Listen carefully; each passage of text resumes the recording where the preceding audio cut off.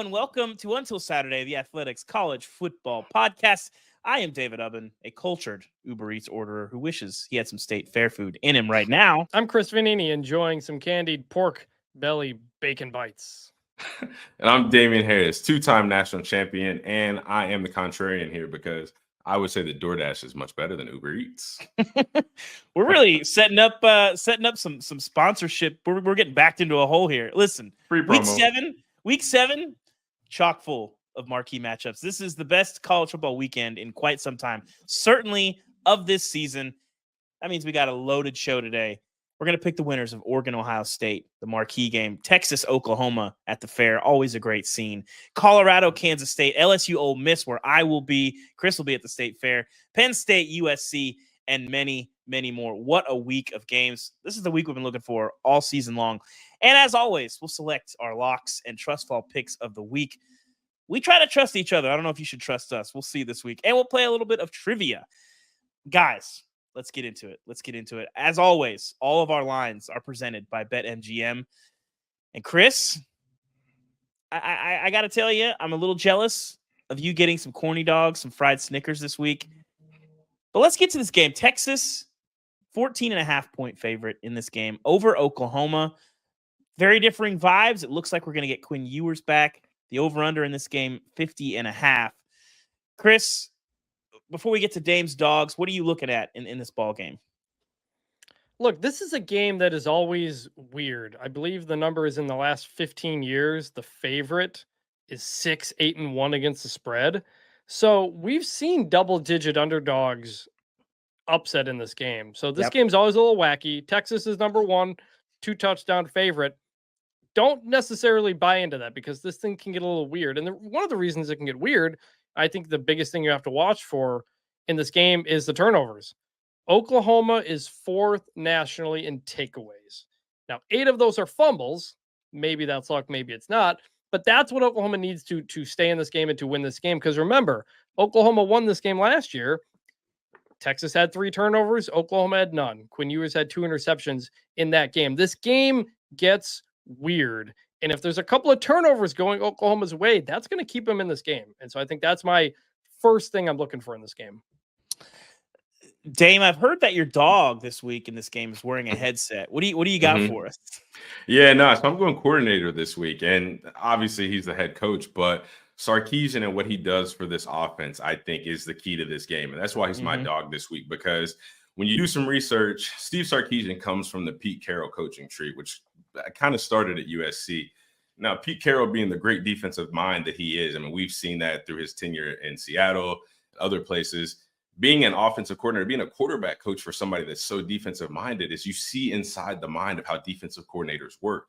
You know how to manipulate zones. You know how to find schemes and route combinations that get guys open versus man-to-man. So I think that what makes this such an advantageous coaching relationship with Sark. Obviously, he's got 2 really, really talented guys in Quinn and Arch.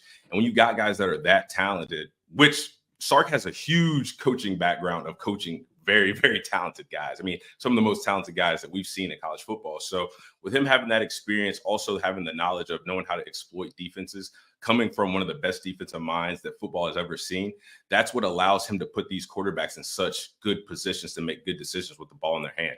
They're obviously talented. They both have strong arms. Arch uses his legs a little bit better than Quinn, but they both can move around in the pocket. And then again, once you see inside the mind of a defensive coordinator, or you can see inside of a defense and you can understand what they're throwing at you, how to process it, where to get the ball to, how to protect yourself. That's why I see Sark's relationship with the quarterback as being such an important part of this game. So Sark, you're my dog of the day for this game. I like it. I like what we've seen from Sark. I mean, he's been the first guy that's been able to win big at Texas and sustain it really, since Mac. And for whatever reason, nobody's been able to do that at Texas, a place that you don't have a lot of excuses, but it is impressive. On the other side, though, this week, 14.5, that's a lot against Oklahoma. A team right now, they're 23rd in yards per play allowed defensively. Despite the fact they haven't gotten a ton of help from the offense, it seems like they're figuring some things out a little bit with Michael Hawkins. To be able to put up those defensive numbers without that support on the offense is pretty impressive to me. And also you look at Quinn, it sounds like he's coming back off the injury, coming in against this Oklahoma offense in an unbelievable environment. and play against a team that is pretty hungry, that needs to win, needs to perform well. There's obviously a lot of pressure there. That's a big ask, to cover that many points. You're talking about needing to probably put up 30, 40. I'm not so sure they're going to be able to do that against the Sooners this week. So I like Oklahoma to cover in this game. I think Texas wins. I don't see them running away with this. These games, they're either super ugly or classics. It seems like every single year. Chris, where are you landed on this one? Yeah, we went deep into this, by the way, on your podcast feed on the earlier episode this week with Sam Kahn Jr. and Gabe Icard, former All-American center at Oklahoma. And we all fell on the same spot. Texas wins, but Oklahoma covers. And I think Texas might be the best team in the country, just top to bottom, the depth. But Oklahoma's got a good defense, and if they can get some turnover luck, like that seems to happen sometimes, I think they keep it at arm's length, and Oklahoma covers the 14.5. Dame, where you at? Wow. Well, I'm gonna go ahead and jump into it. I mean, I know we usually save this for the end of the pod, but this is my lock of the week. Quinn Ewers coming out, and with all of the hype around Arch Manning right now, with all the talk about, is this Quinn's team? Is this Arch's team? I think Quinn was healthy enough to play maybe 2 weeks ago if it had been a bigger game, if it had been a bigger situation. So I think Quinn is going to be healthy. I think he's going to come out with something to prove. I agree with Chris. I think Texas is the best team, hands down, from top to bottom. So I think when you have a quarterback that's that good, that talented, with another quarterback that's that good and that talented right behind him, and again, going back to the talk about Sark and how he's really going to put either of these quarterbacks who's in the game in great spots to make the offense go, I'm going to go with Texas, and I'm going to go over the 14.5. I like it. I think it'll be interesting to see. Go ahead, Damon. Have you ever had an oblique injury? That's what Quinn Ewers is dealing with. I asked Gabe as well. It's a weird injury. Yeah, it is. I've never experienced one myself, but I could definitely see the challenges that it could pose to a quarterback. It's just, I don't know. I maybe I'm naive. Maybe I just believe too much in Quinn as a competitor. But like I said, I think he's been healthy to play the past couple weeks. And I think they were saving him for this moment. I think that even he, as frustrated as he may have been to not play, dealing with an injury that probably is tough as a quarterback to deal with. But I think that he is he's ready to be unleashed. He's chomping at the bits. And I think even if he's not completely healthy, the Quinn Ewers that we're going to see out there is going to be a guy that's going to be competitive. He's going to be playing like he's got something to prove, like he's got a statement to make. And I just see him healthy, a little bit banged up. The fact that he's playing, I expect him to go out and play in a very high level. I will say, Chris, I sat down weird the other day and my rib cramped up, but I recovered. I'm on the pod. Maybe I'm just built different. I don't know. We'll see. We'll see. It is an interesting question, though, Dave, of whether or not I suspect you're right. He might have tried to go like a couple weeks ago, but, Sark's not going to say like, oh, I think Mississippi State is not very good. So we're not like, no coach is going to say that out loud, but I think when you're in the coaches meetings, I think that definitely is a discussion. And if you've got a chance to see what more you can get out of Arch Manning in the future, past when Quinn Ewers is here, while resting your QB1, why not? I mean, the situation obviously was unfortunate that Quinn got hurt, but if you're Sark, it's a win-win. You get to save your QB1 for the biggest games for the stretch of the season, but you also got a guy that probably would be QB1 on 99% of other teams. You get to go out and let him play and start to hand the reins over to him slowly, but just in a way of, you're our guy in the future. Let's see what you can do. Let's see how you handle whenever you play from snap one to the last snap. To Dame's point as well, I think the biggest weakness on this Texas team is probably the secondary. And Oklahoma's got no receivers. Everybody's hurt. They're not going to be able to do much in the passing game. So that would lend – it plays into what Texas wants to. I've covered a lot of these games, Dave. You've covered a lot of these games. They're crazy. They are. If you have not been to the State Fair, you have an opportunity this week. You got to go. It's fantastic. The split down to 50, it's great. We go out west for our next game. Oregon at home in Austin, 3.5-point underdog against Ohio State. The other team that if you don't think Texas is the best team in the country, you probably think Ohio State is. Dame, who's your dog for this ball game? I'm going coordinator again. Tosh Lupoi. Yes, Tosh Lupoi, defensive coordinator for Oregon. And I'm going to tell you guys why he's so important. If you look up his background, I talked about Sark's background earlier. Tosh Lupoi was one of the cornerstone pieces of all the great Alabama defenses. He was outside linebacker coach, so he was used to that physical, stout, dominating presence that you need to have in the trenches and have up front. And then you look at Oregon joining the Big Ten, that's what the Big Ten is pretty much based on. Just big physical offensive linemen, push people out of the way in the run game, protect their quarterbacks. So for Oregon, they have a huge advantage with a guy that's used to playing against that, playing in the SEC, playing against those LSUs, those Tennessees, the Florida teams, the Georgia teams that were always big and physical. So you look at this Oregon defense, I mean, they're only giving up about 2 yards per rush. I mean, they've been getting a lot more pressure in the quarterback. Hasn't been converting to as many sacks, but, even we were having a conversation where you guys can attest to it. Sometimes pressures are more effective than sacks. So just the pressure that they're getting, how physical that they're matching up with these Big Ten offensive lines, these corn-fed guys who are just big for no reason. That's a huge key to this Oregon defense.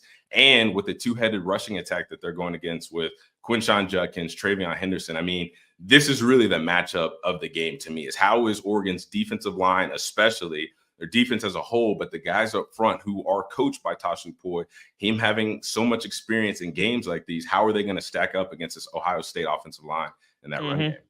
Yeah, I mean, when a guy, you chase a quarterback off the spot and he's got nowhere to go and he throws it into the third row, that doesn't look real sexy on a stat sheet, but guess what? That gets you to 3rd and 8, or maybe that gets you off the field.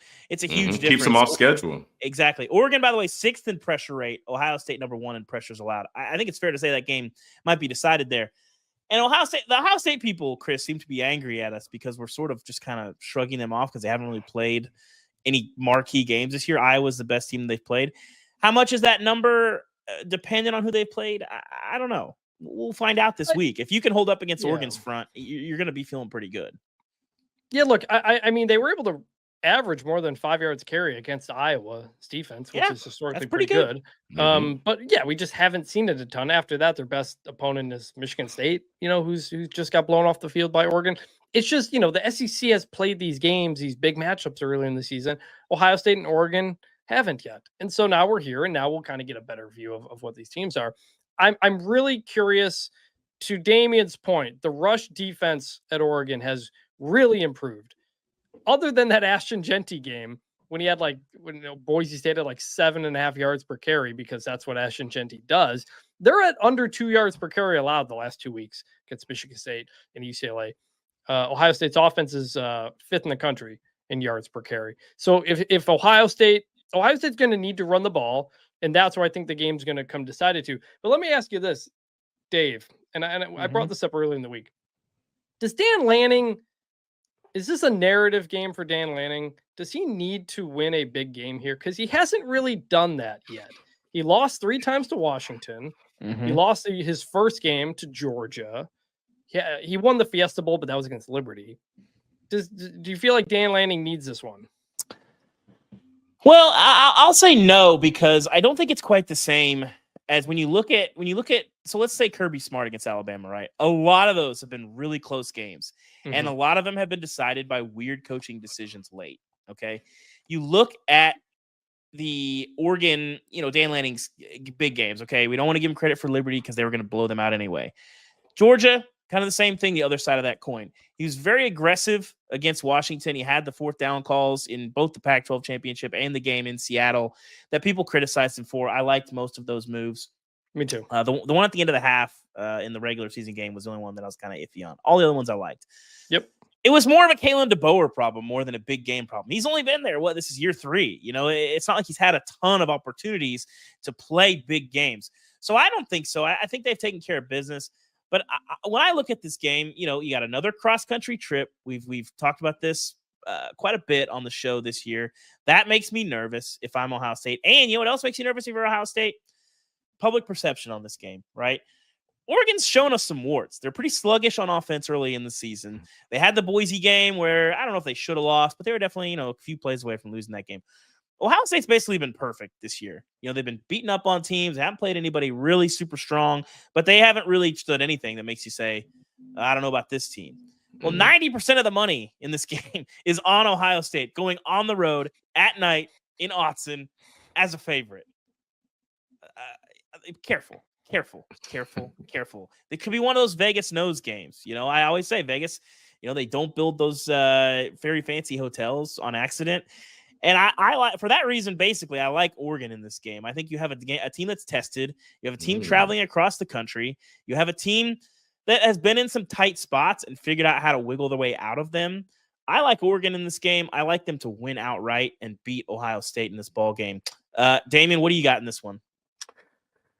It's tough, but it would really be hard for me, and it wouldn't be the running back in me to go against Ohio State in this two-headed monster that they have. I mean, these two guys are sensational. And when I say sensational, I mean sensational. So although I just talked about Tosh, and, that's a big factor in this game, do I think it holds up? Do I think it's ultimately enough? I'm not sure. And then obviously we're still talking about Jeremiah Smith on the outside, which, Chris, you can correct me if I'm wrong, but I don't know that Oregon has the best secondary in the world. So I think there might be a little bit too much star power. I think some of the lulls and some of the dips, some of the things that we've looked at with Oregon's offense, I think those come into play. And I don't know. I like Ohio State in this game. Yeah. Go ahead, Chris. I think I'm going Ohio State here too. I think Ohio State gets off to another slow start. They did against Michigan State. They did against Iowa. That game was 7-0 at halftime. But I think they just have the horses. And I think there's just too many things about Oregon I'm unsure about. They're not getting the big plays. Dylan Gabriel's thrown 3 interceptions the last 2 games. Can they hold up in the trenches like they weren't early in the season? I think Ohio State is they were my preseason number 1. I think they're the most talented team in the country. I think we finally see it in this game. I think Ohio State wins, covers the 3.5. The one thing that makes me nervous in this game, I will say, we had a lot of talk about Will Howard coming into the season. Last year, in terms of throws that he threw that were off target, 14.6%. That was 71st nationally, according to Pro Football Focus. This year, 6.9%. That is 7th nationally. That's called, I got a better offensive line in front of me. I got really good receivers. You become that much more accurate overnight. You got a lot of pieces around you. That makes me nervous. But I like Oregon. I think Will Stein's got some stuff for him here that he saves up. And again, nighttime at Autzen. Careful. Does that number include Jeremiah Smith make a one-handed catch and nobody else? Does that count as a non-target throw? I think, as far as I understand, the way that they grade it is if you throw it and it's in the catch radius, that counts as an on-target rate. It's obviously different from completion percentage. There's a lot of different things that can go wrong with completion percentages. On-target rate just tells me how often are you just missing throws, and it's not happening very often with Will. That makes me a little nervous if I'm picking Oregon in this game. My other thought on the time zone difference. This game's at 6:30 Central Time, so it's not like that off for Ohio State. They're Eastern Time, so it'll be a 7:30 game for them. It won't be night when the game starts. It's going to be a 3:30 local game, so or 4:30 local game, I guess. So it'll be. I think the body clocks will be easier than Miami at Cal or UCLA at Penn State. Another Big Ten. We're in a weird space game. USC going to, Penn State going to USC as a 5.5-point favorite. The over-under in this game, 50.5. Dame, let's start in the kennel. What do you got for us? So I'm going away from the coordinators, but I'm going to a guy who's almost as important, and we're going quarterback Drew Allen for Penn State. And what I love about this guy is how efficient he's playing. I mean, on passes 10 yards down the field, he's 6th in the FBS in efficiency. He's 29 for 46, over 740 yards, 7 touchdowns, only 1 interception. I mean, this guy's taking care of the football. He's making the big plays. He's making the chunk plays, taking the profit plays. He's really doing everything to keep this offense in a position ahead of the down and distance, ahead of the chains, not in 3rd and long, and they're just driving the ball, marching down the field. So when you got a quarterback that's playing at this high of a level efficiently and taking care of the ball, you're always going to be in a situation, in a position to win. So if he keeps playing like that, I see Penn State having a great chance in this game. And also, he's probably going to be looking across the field at Miller Moss and hearing all the conversations that's been talked about Miller and how great he is. If he's ready for the NFL, he's probably going to be looking across the field thinking, I'm better than this guy. And this is the perfect stage to show it. So I expect him to go out and play this game like he is the better quarterback, play with a chip on his shoulder, be incredibly efficient, take care of the football. And if he does all of those things, I think Penn State has a strong chance in this game. I'm watching USC's offensive line, which has become a big problem, and I'm worried for Miller Moss's physical safety on a week-to-week basis. He was pressured 50% of the time, I think, against Michigan. He didn't get hit as much against Minnesota, but every time they did get to him, it led to a negative play, like an interception or something like that. And Penn State, Still really good on the defensive line, and they're going to get a lot of pressures. The spread at 5.5 on the road at USC. That feels like a lot to me, doesn't it? What did you expect? I don't want to belabor the public betting point again, but 97% of the money is on USC in this game. Yeah. Or excuse me, is on Penn State in this game. Excuse me. Oh, okay. That would explain why it's 5.5 then. Yeah. I'm with you on the Miller Moss point, but here's what I think. I think Lincoln Riley knows that. The vibes have been not the best coming out of USC, but you have a USC team obviously coming off the pretty crazy loss. And at this point, this is still a team that's capable, and this is still a team with weapons that are better than anything that Penn State has seen this year. And I think you can scheme around that a little bit. Your offensive line, get balls on the outside, make Penn State tackle on the edge, get your receivers blocking, getting guys making plays downfield. I mean, Jacoby Lanes, Zachariah Branch, Kyron Hudson, Deuce Robinson, like these are guys, even Woody Marks out of the backfield. These are guys that can make plays at the next level. And quite frankly, Penn State doesn't see a lot of these. It's just true. Unless you're playing against Ohio State, you don't play games against these kind of players. And if USC wins this game, I think they win because of those weapons. I don't know that they win this game outright. I wouldn't be shocked if they did. But give me USC in the points. I will take the contrarian pick here. Dame, what do you like in this game? This is another tough game. I think it's going to be a battle of the quarterbacks. I think Penn State edges them out. I don't know if it's going to be by 5.5 or more, but I think if Nick Singleton plays, I think he gives Drew Allers another weapon, a little bit more release. It's another guy that can keep the ball on the ground and chew up yards. So if he plays, even if he doesn't, if Drew Allers continues on the path of efficiency that he's been on, I like Penn State's chances. Yeah, I'm really interested to see, Chris. What is the stat? The Big Ten teams or Big Ten and ACC teams playing conference games are 1-8. Crossing, what was it, 2 or 3 time zones, something along those. What was that? I think that was Big Ten 1-8. Yeah, but something along again, those. this game is at 3:30 Eastern. So it's not even so much about the body clocks as much as just making the logistics of all that travel, all of that stuff. I want to see more data points early on. It looks like this is going to be a thing that we talk about on the reaction show, that this is something that introduces a little bit of randomness. And I think, to me, USC, a good team that nobody seems to be giving a chance here. Are you going to give him a chance, Chris? I'll give him a chance, but also, speaking of the travel stuff, you see James Franklin complaining about the length of the runway at the State College Airport. This has been a storyline for Penn State for a few years, hasn't it? I don't know a lot about airport management. It feels like the runway is too short. Seems like a problem that could be fixed with moving a fence, buying a little bit of land. I don't know. Maybe we got to get Audrey on here to explain to us the zoning codes or something. It seems like it shouldn't be that big of an issue. It has been, and I think they had to drive an hour to Harrisburg to fly out. Which, to me, I didn't understand, because that happens all over the place. You have to drive an hour to get to the airport. Yeah, Colorado does that for every game. You know how far Eugene is from Portland, by the way? It is a good 2 hours. Yeah, it is tough. So. Runways notwithstanding, I'm going to have Penn State to win, but USC to cover. Okay. That's a 5.5 on the road going out west is a lot. The over-under of 50.5, I think I would like that over. I think there's a chance these teams really light it up, but I think USC keeps it close. I think, with these cross-country trips, from what I understand, a lot of the football operations people at all these programs that are figuring this out on the fly are figuring it out on the fly, talking to each other and figuring out what works.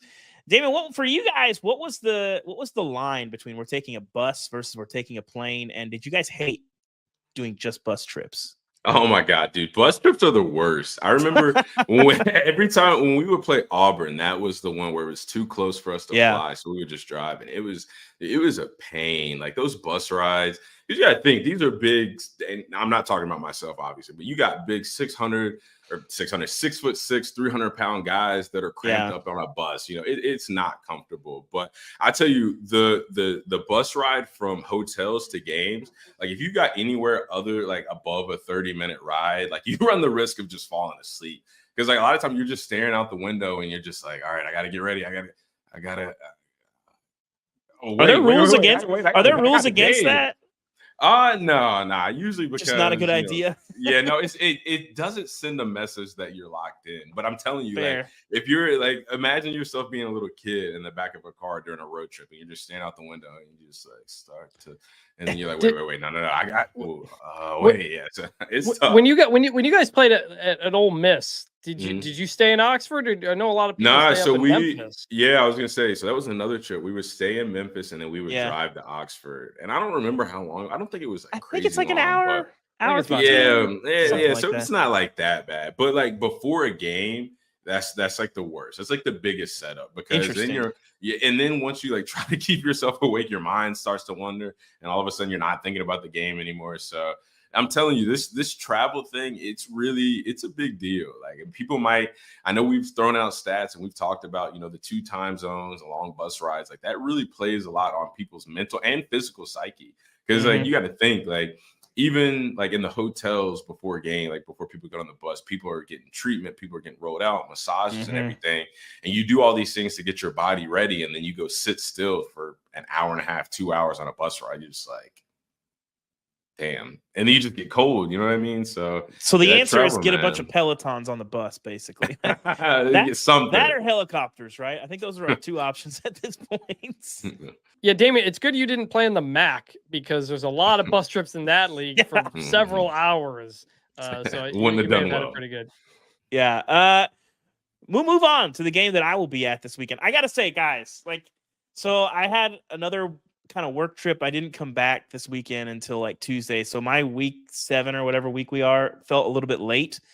But this is the first time I'm going to go to Tiger Stadium at night. I'm incredibly excited for this game. You're in for a treat, Ubben. Ole Miss probably less excited, but they are a 3.5-point favorite going on the road at LSU. Over under in this game, 63.5. Looking at, one of the trends I didn't really see before we kind of have started talking about this, buddy, a lot of home dogs this week. I said last week that one of the top 15 teams was going to lose. It was a big favorite. I think we got like 3 of them. I suspect these home dogs will be barking quite a bit on Saturday. Dame, your dog for this week is a guy that is an incredible player, putting up some pretty big numbers this year.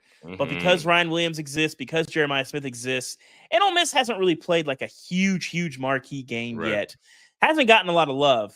What do you got for us? Well, you hit the nail right on the head because Trey Harris deserves all the respect and more. And granted, yes, Jeremiah Smith is doing his thing. When I tell you that Trey Harris looks like the next superstar X receiver in the NFL, like I'm not kidding. This guy is big. This guy is fast. This guy is physical, medium routes, deep routes. I mean, he is a guy that's made to take the top off the defense. And he's one of those guys, a guy for Lane Kiffin, a guy for Jackson Dart.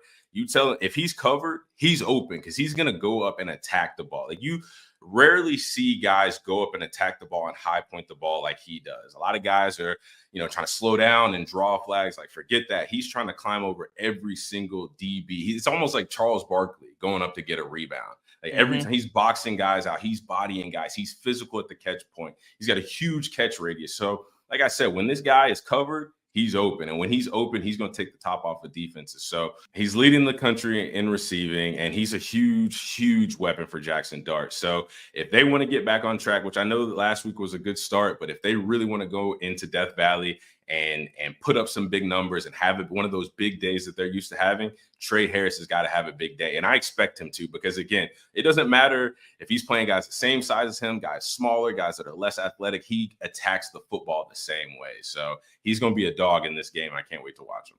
Chris, on the other side of the ball, what do you see from this Ole Miss defense? Well, what I see is I don't know what we're going to get. It's kind of weird when you peruse the stats and you realize, oh, wait a minute, Ole Miss is 3rd in yards per play allowed defensively. Like that's really good. And then you realize who they've played, and even South Carolina and Kentucky are outside the top 100 in yards per play offense. So we just haven't seen this defense be tested at all. And considering we've got an over/under of 63.5, it's pretty clear that everybody expects them to finally get that. So we haven't seen we haven't seen LSU really, like the last couple of weeks. They haven't been great. They beat UCLA, but it wasn't like dominant. The Mhm. running game hasn't been there. They've had some injuries there. I think Garrett Nussmeier has played really well, and he's playing himself into more and more NFL draft conversation. But this is the first time we'll really see Ole Miss's defense, and if they have anything. And I really want to see how they handle that. I think ultimately the lack of the running game, if you can't run the ball, you're going to have issues. And I don't think LSU is going to be able to run the ball at all against this Ole Miss front. On the other side, it does make me nervous. So South Carolina and Kentucky both have top 25 rushing defenses. LSU outside the top 50. I think that matters. They don't have the bodies up front to stop them. And LSU, too, number 1 in the SEC, number 4 in the country in pressure rate. Well, how do you negate that? If you can run the ball effectively, absolutely, you can get guys to think twice and make the defense respect the running game, and take some of the pressure off of your quarterback. Give Jackson Dart a little bit more time to make plays. So I believe in Tiger Stadium. I want to believe we're going to have a huge upset. We're going to get neck. All those things. I don't think we should rephrase that. We should rephrase that. All right. No, leave it in. No, my bad. Keep going. I believe in Tiger Stadium. I believe in the mystique there. I think we might see a big upset. We might hear neck at the end of the game, but Ole Miss is too good here. I think Ole Miss gets the job done for all those reasons. I think they can run the ball, and sometimes football is just as simple as which team can run the ball more. And I think Ole Miss runs it there. Damien, you've played in Death Valley. You've been hyping it up for me this week. What is that experience like? And is it as crazy as people say it is? Well, listen, Ubben, I'll tell you, whenever they play Colin Baton Rouge in pregame, every hair on your body is going to be standing straight up. I mean, this is the most electric atmosphere in college football. I mean, I haven't been there in a few years, but Death Valley is it's literally, I know they call Florida, I know they call it the swamp, but Death Valley is literally a swamp full of the drunkest, most obnoxious, and most irate Louisiana State fans that you can find. And they do it very, very well. So you're in for a treat. It's hard to play there. It's hard to hear. It's hard to focus. I think it's going to be a tough challenge for Ole Miss, but, just giving my pick, I think that Ole Miss does run the ball well enough. I think that if they get Trey Harris involved, I think Jackson Dart, Lane Kiffin, I think they're getting back on track. So I think they'll be able to tame Death Valley a little bit. Yeah, I like Ole Miss to cover. Chris, what do you got? A note on Death Valley: Ole Miss has one win there since 2002. LSU has dominated the series in Baton Rouge, and that game came in 2008. Well, but is this? I mean, I recognize that, but is this the best Ole Miss roster since 2002? I'd say probably, right? I mean, Eli Manning was right around that time, but I don't think he won more than 9 games, though, did he? I mean, it's tough at Ole Miss, but still. Yeah, had a couple of Cotton Bowl teams in there, but I'm gonna go LSU straight up. Okay, I like it. Well, we got a lot more games to get to, but we also have trivia. It's Thursday. We've been killing it, kind of, sort of. I don't know. I guess it's sort of up to Cam. Cam, what do you got for us? Producer Cam, you're giving yourself way too much credit. I don't know where this. We're doing well. We got it last week. We got it last week. I gave you a softball. What are you talking about? That was one of the You actually got the question wrong, by the way. Yeah, correct. We cut that out of the show, Chris. Don't expose me. Cut that out of the show. I do have in the rundown at the very end, I don't know if you guys saw it, ultra hyper mega you'll never win trivia for today. I don't know if that's 100% true, but here's today's trivia question. One understated storyline in Ohio State, Oregon is Chip Kelly going back to Eugene. Can you guys tell me, in the 4 years Chip Kelly was coaching at Oregon from 2009 to 2012, what the combined average points per game for Oregon's offense was, as well as Chip Kelly's win percentage in the 4 years he coached there? So it's a two-pronged question. I need combined. Wait, are we going to go whoever's closest gets the whoever's point? closest? No, I'm not. Yeah, I'm not going to ask you guys. I was going to finish and say I was going to give you guys some wiggle room. I got to tell you, I can't believe Chip was only at Oregon for 4 years. It feels like it seemed like he was there forever, right? In my head, I think of it like a decade, but it's crazy. That's wild. That shocked me too. But make sure you hang around until the end of the show. We'll have the answer for you there. None of these guys will get it right. Hopefully someone who's listening does. And you can always leave us a voicemail on an Until Saturday phone line at 316-462-9852. If you have any trivia you want us to put on the show, I may be able to hear your guys' voicemails. If it's good, we'll get it on. But listen till the end of the show to get the answer. I like it. Oh man, guys, I'm still shook with. I can't believe I hadn't thought about Chip going back. It's been a long time. Well, he played there. I assume he played there when he was. Yeah, he probably UCLA been there with head coach. UCLA, but it is sort of going back there with a juggernaut is interesting. Well, either way, before we go to break, guys, be sure to check out the Athletics Rates and Barrel podcast. Baseball's postseason is here. That on today, supporting the home squad.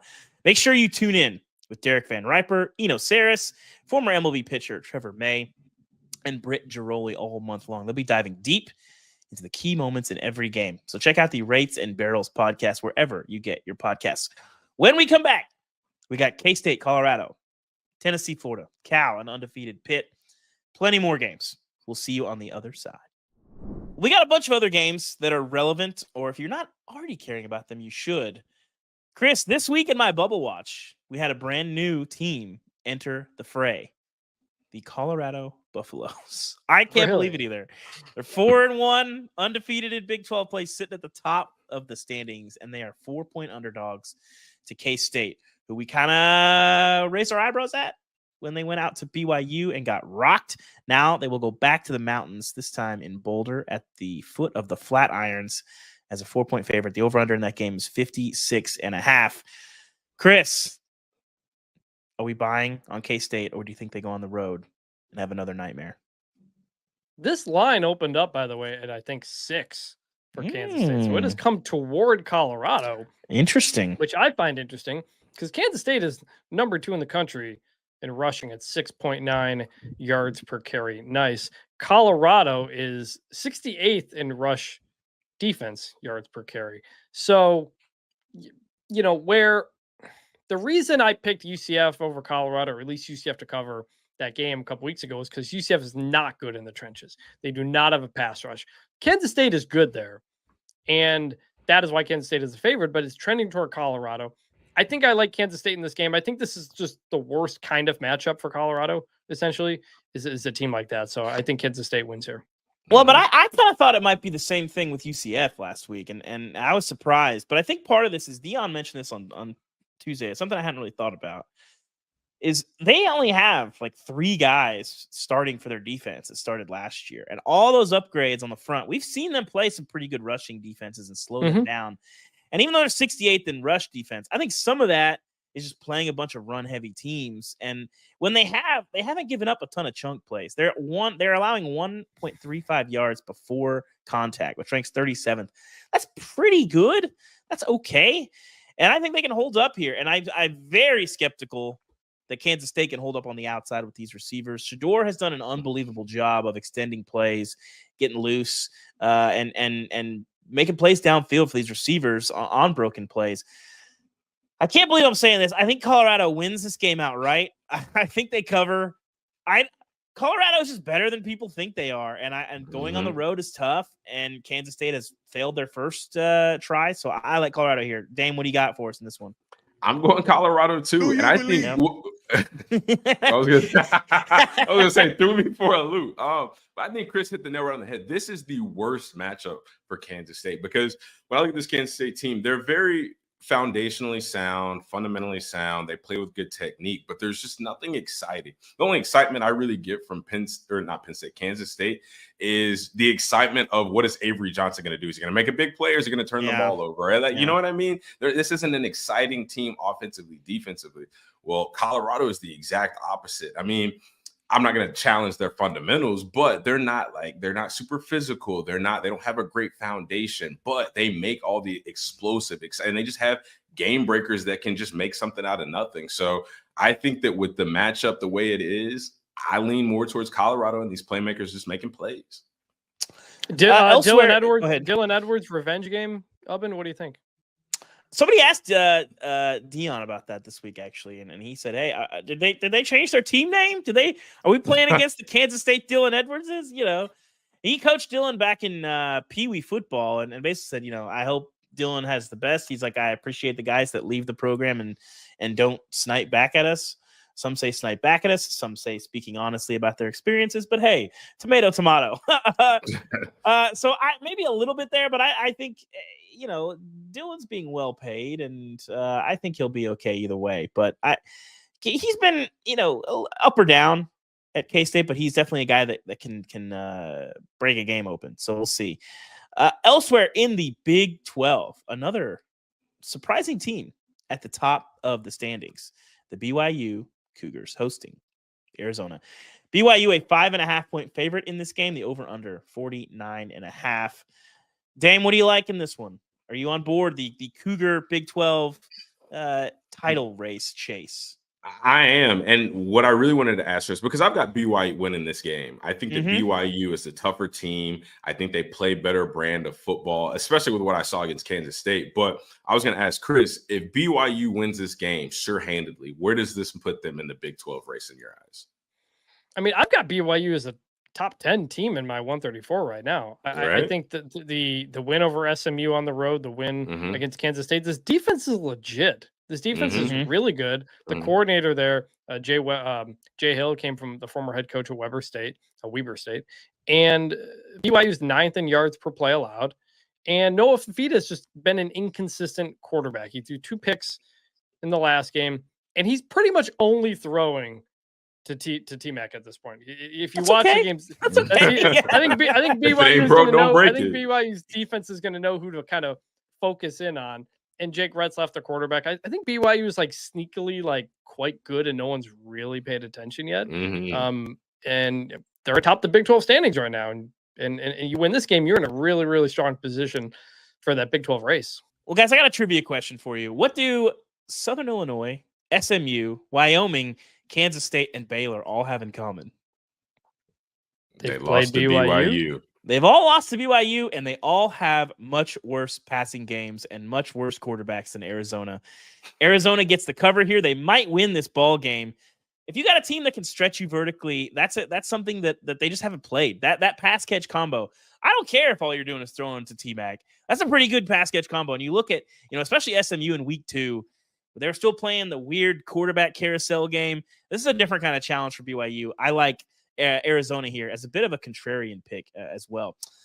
Moving on, guys. In the ACC, the Calgorithm has to pick itself up off the floor as a 3.5-point underdog. Another cross-country trip at Pitt, undefeated, in the top 25. Over-under in this game, 58.5. Chris, what do you like in this game? I like Pitt's offense. And if you haven't been paying attention to Pitt very much, this offense, Cade Bell, the offense coordinator, came from Western Carolina, has a really, really fun offense that runs the ball and passes the ball really well. Eli Holstein, the quarterback, Alabama transfer, he's playing really, really well in this. 15 touchdowns, 3 interceptions. And if you think like Pitt, Narduzzi, they just want to run the ball and ugly it up. No, Narduzzi went to somebody who puts up a lot of points, and it's working. They're getting better, it feels like, as each game goes on. They had to rally to beat Cincinnati and had some close calls early on, but it feels like this team's just getting better each week. They beat North Carolina last week, and I like Pitt in this game, and I like them to win and cover the 3.5. What do you like, Dame? Yeah, I go with Chris. I like Pitt. I like this offense. And to me, this is Cal getting a little bit of taste of their own medicine. I mean, they just hosted Miami in a cross-country matchup where Miami traveled 2 time zones. Now they're going to be doing the same thing. So I'm interested to see how they handle it. And also, this is a bounce-back game for them because regardless of the circumstances, they went toe-to-toe with Miami. And we could argue that they should have won that game, that there were a couple plays, or maybe they got too conservative at certain points, where they could have easily won that game. So I want to see if they carry that momentum of, okay, listen, we just took a top team, maybe one of the Heisman front runners toe-to-toe. What can we do next? We're going up against another team. We're the underdog. We have great circumstantial challenge that we're facing. So what? We know what we just did. We know what we're capable of. Let's go out and show it. Let's go out and do it. So I think it's a big bounce back opportunity for Cal. And if they were to win this game, it would be huge for them. With that being said, though, I do still like Pitt to win it. Here's the thing, Pitt, the offense can be stopped. Since he did it for 3 quarters, they needed a crazy comeback to beat that team. West Virginia did it for about 3.5 quarters as well. I think Cal, I like you said, Dame, I think they finished the job here. I think that's an angry team. I don't know what it's like to lose a 25-point lead. Have you ever experienced anything like that where you just feel like you've got a team down and then they just come back and snipe you? Yeah, there was, I mean, close. There was a time, I think it was my sophomore year, we were playing Ole Miss, and I think we were up pretty big at one point, and they came all the way back. We ended up winning the game ultimately, but it was only because we had enough time to realize what was going on, and we were pissed off, and we carried that with us the rest of the game. We were able to close it out. So kind of like we were said about Cal, they were toe-to-toe. They had a chance to beat one of the top teams in the country. So I think that they can take that bad, bitter taste in their mouth and take it out on Pitt. And, if they do that and if they play to their strengths, they'll have a good chance in this game. Was that the game when Ole Miss scored like 50 and it was like the angriest I've ever seen Nick Saban on television? Yeah. That was in Oxford in a 2-point conversion. Yeah. I think we were up like 21-3, and they came back scoring like 30-something unanswered, and that's when the typical Nick Saban started to come out, and the story goes how you would expect from there. Yeah, I think Cal is angry enough. And Justin Wilcox, I think schematically can slow Pitt down a little bit in this game. I'm really excited to watch. This will be a very good game. In the SEC, Tennessee, off of the loss to Arkansas last week, 15.5-point favorites at home against Florida. Tennessee, I didn't believe in the Tennessee voodoo when I first got here, when Florida plays them. They've lost 17 out of 19 in this rivalry. And no matter how good or how bad Tennessee is, they seem to play their worst game of the season against Florida. It's unbelievable. If you go back, like when they're bad, Florida beats them by like 50. And when they're good, Florida beats them by like 5. It's crazy. Florida won last year, and they finished the year 5-7. And the year before, when Tennessee was really good, it was a 38-33 Tennessee win. So like it was a close game. So like even Billy Napier, as bad as things have gone, it's crazy. The best performances have come against Tennessee. Yeah. Well, okay. Let me ask y'all this then. Yes. If this is Tennessee's worst performance, I mean, obviously they're coming off a loss. If this is their worst performance of the year, is there a way that Florida can pull this game out? Because to me, even if Tennessee plays their absolute worst game of the season, matched up against this Florida team, I'm still taking them. But come on, talk to Chris. Give me something. Here's what I'll say. They just lost to Arkansas. And they nearly lost to Oklahoma. I think Tennessee is not quite what we thought they were coming into the year. Nico has not been as explosive as we thought coming into the season. And you want to talk about a 15.5-point spread? It's a lot of points. And Florida's coming off its best performance of the season, dominating UCF. I like Florida to cover this. I'll pick Tennessee to win a close one, but Florida always gets up for this game. And Billy Napier has done well against Josh Heupel in Tennessee so far. Here's what I would say is you look at Florida this year, their two best wins, Mississippi State and UCF, which they came because they bullied those teams at the line of scrimmage. You're not doing that against Tennessee. I know the offensive line has struggled. The defensive line has not struggled. The defensive line is unbelievable. You're not bullying this team on the line of scrimmage. I think Florida's going to struggle to score in this game. They don't have Florida doesn't have the defensive front to take advantage. They're 50th this year in pressure rate, just 33.9%. It's a very different challenge. I know that Florida has the personnel to do the same kinds of things that Oklahoma and Arkansas did to slow down the running game. And Tennessee is going to be expecting that a little bit more of that 3-3 look, and we'll see. So I'll take Tennessee here to win and cover. I will punt the voodoo, even though I've seen it in action many times. It's really unbelievable, but I'm gonna go against my better judgment and say Tennessee in a get right spot here. Angry off of last week, I think they get the job done here. Damien, that over under, by the way, 55.5. That's a lot. That's a ton of points. That is a ton. Very high scoring. That is a ton of points. I'm going Tennessee with this game. I'm going to punt on the Florida cover conversation because I can see a world where Tennessee does this is very much a get right game. They're pissed off that they lost to Arkansas. I could very much see kind of what we've all been waiting to see is Josh Heupel and this Tennessee offense just completely open up and just blow the floodgates open. It could happen. But I could definitely see a world where Florida just finds a way to make this just dirty, ugly, grimy. Maybe we overstated Tennessee in this offense. Maybe we overstated Nico, and it's a close game. So like Tennessee. I don't know how close it's going to be. I can see best of both worlds. But I do want to ask you guys, if Tennessee or if Florida covers, and let's say this is a 24-21 win for Tennessee, does that keep Billy Napier at UF for another week? Another week, yes. Unless we're not talking long term here. Unless they lose like 40, I think anything keeps him there for another week. I don't think there's a lot of interest or know how to get him done.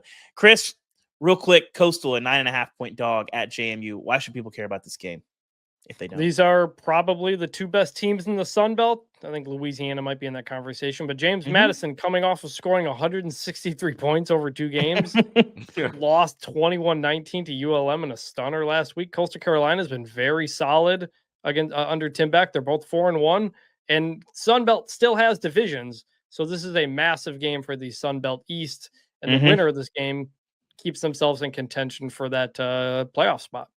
Too many points for a pretty good Coastal team. Utah at Arizona State. Dangerous spot for the Utes. 6.5-point favorites going to Tempe. Dame, what do you like in this game? Well, is Cam Rising playing or not? Is he What do you? Is he not? I'll tell you what I don't like is the fact that I don't know if Utah's quarterback is ever playing. That's what I don't like. It's unbelievable. Kyle Whittingham's ability to keep things disclosed. I mean, it should be studied because I don't even know how he gets away with this. So until Cam Rising is either cleared to play or he's not playing, I never know what to make of this Utah team because they're completely different with him behind center and with him not. So that's where I stand on it. Sometimes the real Cam Risings were the friends we made along the way. I'll take Arizona State to win that game outright.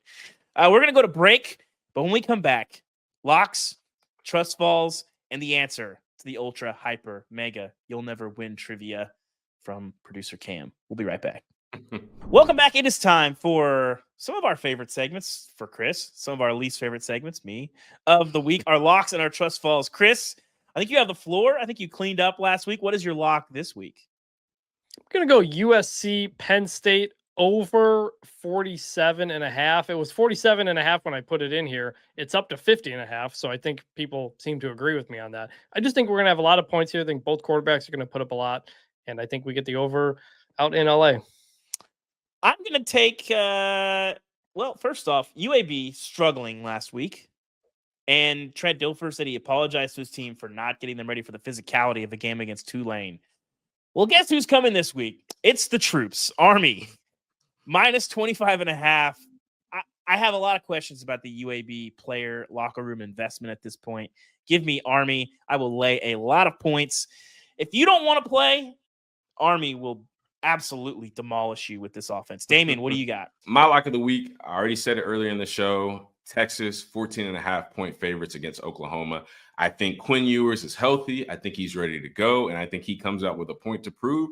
And you know what? Even if he's not healthy, and let's say they got to pull him out the game, well, they've got another young gun named Arch Manning who is ready to go out there and just throw the ball around, run if he's got to, and keep putting up huge numbers for this Texas offense, combined with the great mastermind of Steve Sarkisian. I know you guys have talked about how this Red River rivalry gets ugly and how it's so unpredictable. I'm predicting a big day for Texas. So Texas 14.5-point favorites against Oklahoma. Yeah, it feels like either Texas is going to cover 40 or lose. So we'll probably know in the first quarter whether the is going to hit. Let's practice falling into the waiting arms of one of our co-hosts. Chris, you've got a trust fall pick for Damien. What do you got for us? I've got a pretty good track record on these, by the way, so you can trust me. Damien, and I always try to make these close to home for my co-hosts here. Damien, Vanderbilt, the Vanderbilt Commodores, who just beat Alabama last week. You may have seen it. You may have had some thoughts about it. They are 13.5-point underdogs against Kentucky. I'm going with Vanderbilt, not necessarily winning that game, but staying in it, keeping it close, covering 13.5. How do you feel about it? I don't want to say it, but I do trust you. I think Vegas is criminal for making them 13.5-point dogs to Kentucky. So I not without speaking too much, I'm just going to say I trust you. Chris, how do you feel about the starting quarterback of your trust fall pick tweeting out his agent's phone number for NIL inquiries on Monday or Tuesday of the game week? He's lit. That's like the worst way to do it. You put his number. You don't even put his name. Like, nobody knows who they're calling. Sure, he got a bunch of calls from fans. But is there any worry of perhaps a literal hangover game for the Commodores coming off of that? You'd hate to see it. By the way, if you read Ralph Russo's story on Diego Pavia on The Athletic this week, the entire Pavia family partied after that game. But you know what? That's what they always do. They do it at 2-year-old birthday parties. That's what they do back in New Mexico. That's what he said. So I think he can get over a hangover pretty quickly. I know nothing about New Mexico culture, but that game, that story drew me in. If you haven't read Ralph Russo's story, you should do it. Chris, you love the MAC. And when I look at these trust fall picks and with the locks of the week, I try to look at the team that's favored or a team that I like. Am I convinced on both sides? Do I have a lot of concerns about one team? Do I really like another team? Toledo, a very, very good team, a team still in the hunt, still hungry. And they're going up against a Buffalo team that just got bullied by UConn. Toledo coming off a game where they beat the preseason favorite in Miami of Ohio. Their only loss on the road to a good Western Kentucky team. I like Toledo, 9.5-point favorite at Buffalo. Not exactly the most imposing road atmosphere. Buffalo also first-year coach. They lost Mo Linguist to Alabama. Chris, are you on board with my trust fall pick this week? Well, I think Buffalo made an upgrade in hire with Pete Lembo. I'm going to have to take it. I don't feel great about it because, for one, it's a MAC pick, and I can never trust any MAC pick. Buffalo coming off of a bye, and they beat Northern Illinois before the UConn game. But they beat Northern Illinois and artificially inflated their value because you had Northern Illinois coming off of their own bye after the Notre Dame game. But I still think NIU's pretty decent. I'll take it. I don't feel great about it. Also, it's a road game. It's at Buffalo. I stay away from the MAC because you never know. I kind of think road in a way is almost irrelevant in the MAC. There's just not, you don't get a lot of like crazy atmospheres in the MAC. Sometimes you do in the Sun Belt, rarely in the MAC. Dame, what do you got for me? All right, David, for you, my trust pick of the week is going to be Tennessee and Florida team total under 55.5 points. Because we already talked about that is a lot of points. And we've got a Florida offense who is, how do I say this nicely? You don't have to say it nicely. They're not very good. Well, I'm trying to be more mindful of my words. It struggles to score, struggles to produce offense at times. And then when I look at this Tennessee offense, they're really the best when they were running the ball, and it's a huge factor of their offense. So I think with Florida's inability to score and move the ball, I think Tennessee's at their best when they're just handing the ball off to Dylan Sampson and just grounding and chewing away and then letting Nico do something. I can see this staying under 55.5. What do you think? I love this pick. Florida's not going to be able to score in this game. You're on the road. The defense is too good. If Florida gets to 20, I'll be shocked. The only question is, what does Tennessee's offense have? Tennessee could theoretically score 40 in this game and still be under. I don't think they'll score that much. I think they'll lean on the running game a little bit more. I love this pick. This is a fantastic pick for you, Damien. Cam, it's time for Ultra Hyper Mega You'll Never Win trivia that we're about Ultra Hyper Mega You'll Never Win. Yeah, you can't say that 5 times fast. For one, real quick, the Pavia Mafia, that has to be one of the coolest names I've ever heard. It's up there. Diego Pavia's trademark. America's leading leaker. I love it. Well, Damien, you can text his agent because everybody has his number now and just say you can trademark that. Get some of the residuals. I think Bama fans would be a little bit more unhappy with me at that. That's fair. To recap the trivia question that we shared before our first break, Chip Kelly is going back to Eugene, where he was the head coach there between 2009 and 2012. Shockingly, only 4 years. In that time, what was the combined average points per game across those 4 years? And what was his career winning percentage at Oregon? So I'm looking for 2 things here, gentlemen. The average points per game across 4 years, as well as his winning percentage while he was at Oregon. And whoever gets the closest will win this one. Yeah, pull out the calculator. So wait, the first My part only is just question is- wait. The first part is how many points per game Oregon scored when he was there? In 4 years, Yep. yeah. In 4 and what's years, his winning yes. percentage? Yeah. Okay. Yep. My only question is how much Stanford dragged down this average because I'm- Harbaugh was the- giving them that work during that time. Yeah. Yeah. These are all going to be shots in the dark, so I'll just throw out some numbers, Cam. Go ahead, Chris. Take this how you will. Points per game, 49. Winning percentage, 97. I'm going to say points per game, 42.3. And I'm going to say winning percentage, 82.6. All right, I'm gonna say win percentage.